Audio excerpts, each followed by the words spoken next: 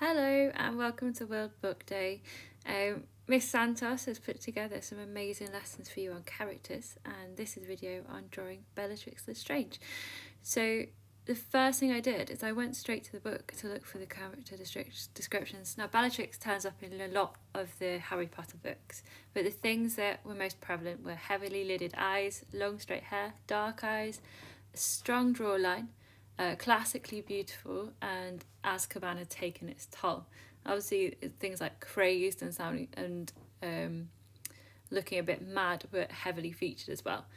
So that was where I started. That was my starting point. So I started out by sketching out a basic outline.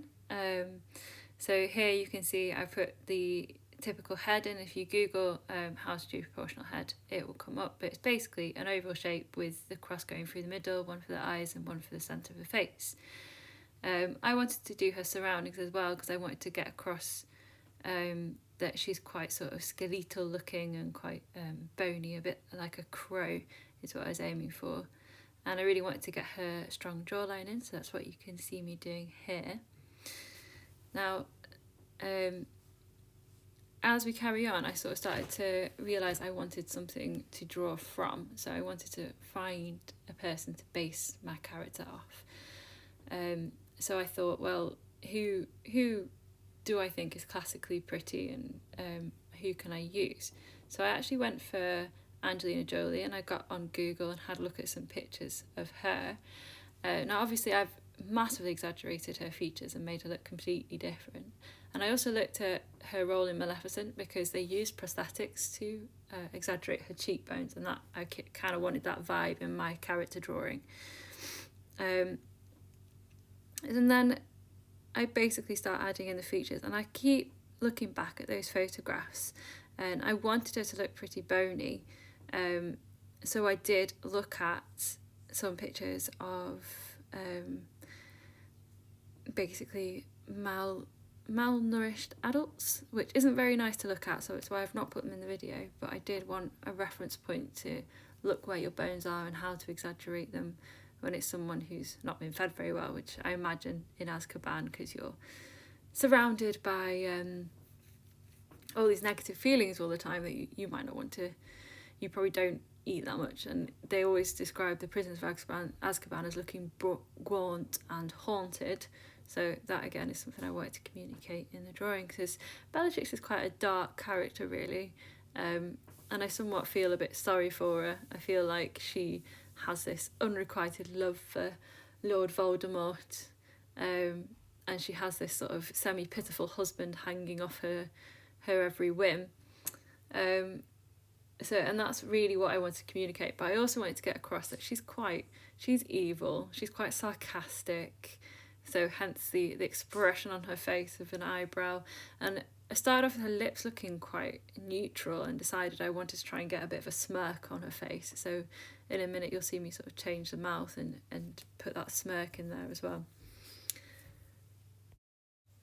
So here I decided I was happy with the pencil work so far, and I wanted to get in with my pen. So I quite like quite an inky pen to do this sort of work. So I've got my nice V6 Pilot V-ball drawing pen. Now I use the opportunity with the pen to sort of really exaggerate and make those lines a bit harsher, because in my pencil I think that Bellatrix still looks quite soft, so I spend a bit of time exaggerating the lines even more and making them stand out more.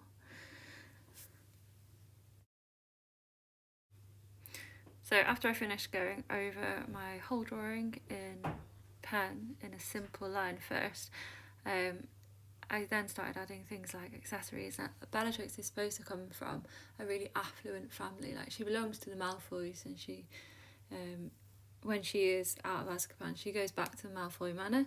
So I was thinking about her surroundings as well, and what I thought she'd surround herself by, and obviously I wanted her to look a bit crazy, hence her hair sticking out at all angles and her eyes not touching the bottom eyelid or the top eyelid to make them look like she's a bit mad.